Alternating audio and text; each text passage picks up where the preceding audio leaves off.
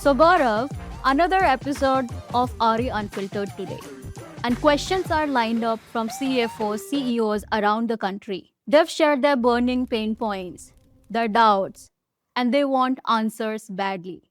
Shall we go unfiltered today? Yes, let's go unfiltered today.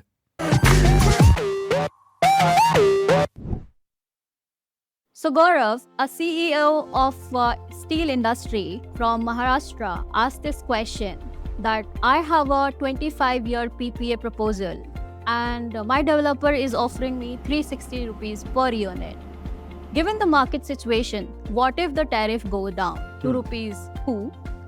Can I get out of the contract or am I stuck? No, very valid point, and this is a very genuine fear that CEO has. Shall I get into a 25-year PPA? What if the tariff goes down to 2 rupees? So, 3 mitigations. 1, study the trend. Like, study the module cost, study the wind turbine cost. How is it come up? Like, for example, the module prices over the last 15 years have crashed by 90%, right? So they have kind of stabilized now. And if the market trend says that there is no further scope of module going down, then go ahead and sign the PPA, right? Don't be worried about 2 rupees. I'll tell you, the first step is over. Then second step, what you have to do is, which is not my favorite, I don't even advise, sign a 5-year PPA, right? Because you are worried what happens after 5 years. But trust me, if you sign a 5-year PPA, you will end up paying 80-90 extra that you can save with a long-term PPA. And third, become Baniya, right? Do a calculation. 360 दे रहे हो, 760 का मिल रहा है. You're saving 4 rupees, right? 25 crore unit है, 100 करोड़ की saving साल की है. 5 साल की कितनी हुई? 500 crore, right? Even if the tariff goes down to 2 rupees in 5 years and you have to terminate and pay, let's say, 100 crore as a termination payment, pay it. You're still in the money. Right. And go ahead and sign 2 rupees PPA, right? So again, trend analysis. Second, not my favorite. The third is think like a Baniya. And then do a saving analysis, which means have a good financial acumen to understand whether it will go to 2 rupees, and if it goes to 2 rupees, are you still making the money? Gaurav, another question asked by the MD.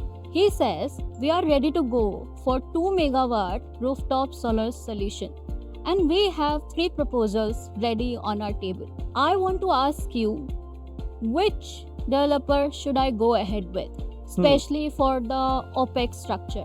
Understood. Okay, so in rooftop, do 3 things for shortlisting a developer. Number 1, check the balance sheet of developer at a thread level. Like, who are they funded by? What is their ownership? Do they have actually the money to set up a project? And also to set up a project in just 3 months or 4 months timeline that they're committing in the PPA?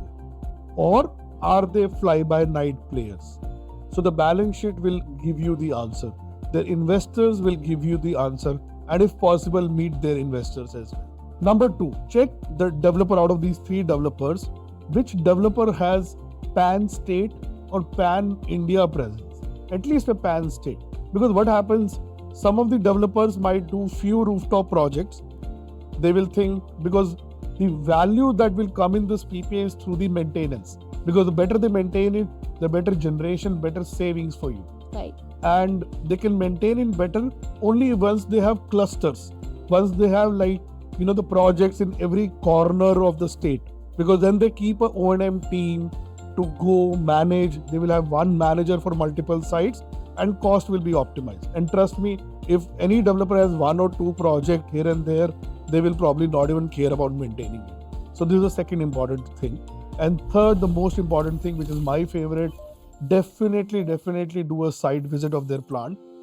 Check the quality construction. Check whether the safety is being properly taken care. And most importantly, check the operations manager at that manufacturing plant, that how well this developer maintains it. So these are the 3 checks. And within these 3 checks, check which developer scores better and shortlist that. I hope this clarifies. Yes, thank you. So this next question is asked by one of the plant head. So they're saying that we have plant and we're starting a new plant in Uttarakhand. So it's a new plant and we've been offered a 25-year PPA by the developer. We are concerned that my sale might happen and might not happen. So what if in future I have to close my plant? So am I stuck, in this contract? Should I sign it or not sign it? Okay, so if the regulation of the state allows, and if you are making enough money, enough savings, go ahead and sign the PPA. But when you are signing the PPA, keep two provisions. One, because you have 10 plants in other states.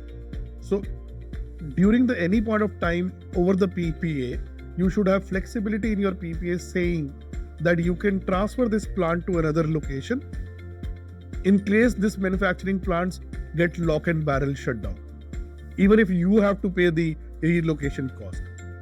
Second, and if there is no provision for you to transfer the plant or other plants are completely rooftop done, there is no space or there is no feasibility, can you get out of the contract without paying any penalty?